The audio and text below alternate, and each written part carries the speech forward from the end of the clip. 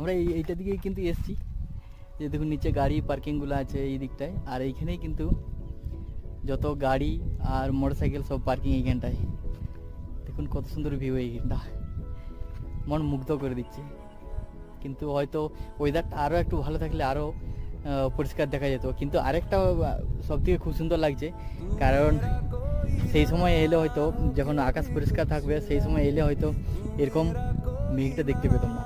পাহাড়ে যে এত মেঘ নেমে এসছে সেই মেঘটা হয়তো আমি দেখতে পেতাম না। বিশাল সুন্দর দেখাচ্ছে, সবুজ কালো আর সাদাতে মিশে আছে।